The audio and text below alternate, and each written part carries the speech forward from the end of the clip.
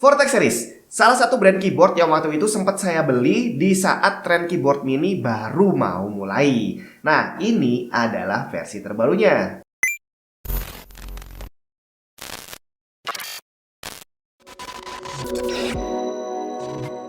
Halo semua, jom di mana? Ini adalah Vortex Series GT8. Dan udah banyak sebenarnya orang-orang yang mereview keyboard ini secara profesional dan entusias pastinya.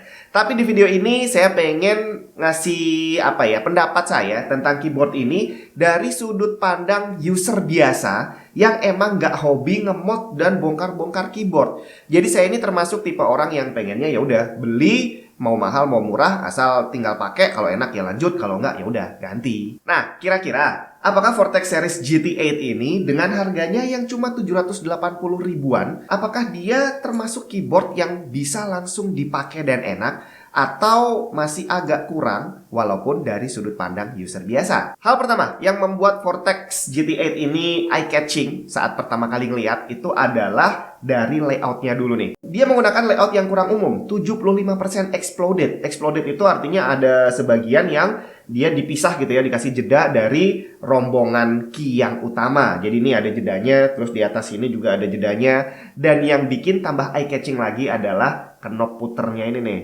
Ini seperti bisa diduga adalah untuk mengatur volume. Jadi kalau dia diputar, itu untuk naik turunin volume. Tapi kalau dipencet, dia bisa untuk mute dan unmute. Ini adalah fitur yang jarang banget ada. Bahkan di keyboard yang harganya lebih mahal sekalipun, jarang banget yang punya fitur seperti ini. Ini bentuknya sama persis seperti keyboard Kidos NJ80. Tapi yang itu harganya jauh lebih mahal. Makanya begitu diumumin Vortex Series GT8 ini, yang harganya di bawah 800 ribu, langsung banyak orang yang tertarik. Kayak gimana sebenarnya kualitasnya? Nah, hal lain yang membuat keyboard ini menjadi semakin menarik adalah triple connection-nya. Jadi dia bisa wireless dengan dua mode Bluetooth dan USB dongle, dan juga bisa digunakan dengan kabel. Walaupun beberapa brand juga udah mulai bikin keyboard dengan triple connection tadi di harga under 1 juta, tapi saat ini boleh dibilang jumlahnya masih belum terlalu banyak. Dan ini bikin GT8 ini semakin cocok buat kamu yang memang punya kebutuhan mobile. Jadi kamu butuh untuk bawa keyboard untuk nanti dipakai di HP, di tablet atau di laptop. Ini cocok banget. Dia udah bentuknya kecil, kemudian connectivity-nya juga lengkap. Nah, sekarang kita lihat bodinya ya. Dia full plastik dan kualitas plastiknya sih ya standar keyboard sekelasnya gitu ya. Kemudian untuk keycapnya juga sama, dia menggunakan keycap yang kalau saya selalu bilang sih template gitu ya. Jadi mau brand apapun, keycapnya selalu sama, fontnya kayak gitu, bentuknya kayak gitu, materialnya juga kayak gitu. Dan kemungkinan hal ini dilakukan memang untuk menekan agar biaya produksi keyboard ini menjadi semakin rendah. Bisa aja sebenarnya Vortex mendesain keycap sendiri atau bikin body yang lebih bagus, tapi otomatis harganya juga pasti akan naik. Dan itu juga terlihat dari pemilihan switch yang menggunakan OTEMU yang kemungkinan memang dilakukan untuk menekan harga. Dan di sini ada 3 jenis switch yang bisa kamu pilih, dari OTEMU Blue, Brown, sama Red. Dan kebetulan yang saya pegang ini adalah yang Blue. Clicky berarti. Dan soal switch ini sepertinya juga nggak akan terlalu jadi masalah besar, terutama buat kamu yang baru mau mulai beralih ke mecha gitu ya, atau mungkin buat kamu yang udah beberapa kali nyoba, tapi kamu emang bukan termasuk orang yang rewel soal switch, dan mungkin rewel pengen ngebongkar keyboard gitu ya. Pokoknya kayak tadi di awal saya bilang, asal beli, asal pakai, nggak usah pakai bongkar pasang gitu kan. Switchnya sendiri udah hot swap dengan standar 5 pin south face. Dan soal hot swap ini adalah satu fitur yang penting walaupun kamu nggak hobi membongkar pasang keyboard. Karena kalau sampai ada switch yang rusak, kamu tinggal cabut, beli baru, pasang, udah selesai. Termasuk kalau kamu pengen coba-coba pakai switch yang lain, ya udah sama aja, tinggal beli, pasang, udah kelar. Untuk bodinya sendiri terasa kokoh, jadi walaupun kecil saat diangkat terasa lumayan berat.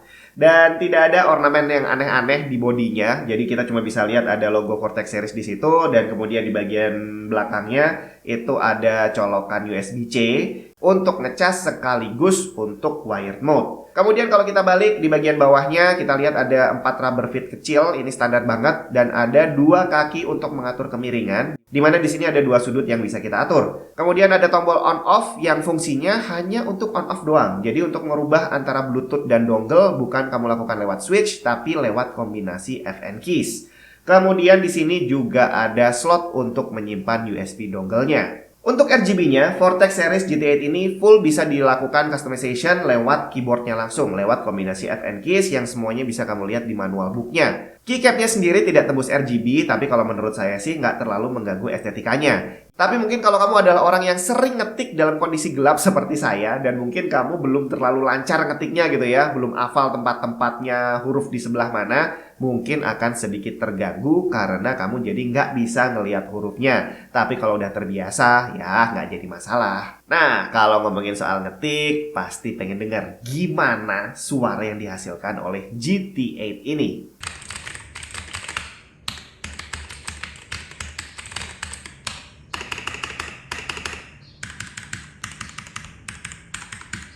Untuk ukuran keyboard 700 ribuan, boleh dibilang suara yang dihasilkan lumayan enak. Kliknya dari blue switch emang nggak bisa dihindari, tapi ya udah itu doang yang kamu dengar. Secara keseluruhan suaranya terasa solid karena dari bodinya tidak menghasilkan suara lain seperti suara kopong, rattling, dan segala macam. Jadi buat kamu yang memang mencari keyboard yang udah siap pakai, bayar langsung pakai tanpa harus memodifikasi, sepertinya Vortex Series GT8 ini cocok buat kamu. Overall, menurut pendapat saya, Vortex Series GT8 ini udah merupakan paket yang komplit. Jadi dari fiturnya kamu udah dapat banyak banget. Selain triple connectivity, kamu juga dapat media button, walaupun hanya sebatas untuk mengatur volume, mute dan unmute, tapi itu sudah bagus banget. Secara experience ketik dan gamingnya juga nggak ada masalah. Tapi ada satu problem yang sempat saya temui yang berhubungan dengan wireless dongle 2,4 GHz-nya. Seperti kita tahu, kalau kamu pakai beberapa device wireless yang sama-sama 2,4 GB, ada kemungkinan terjadi interference. Dan ini sempat saya alami.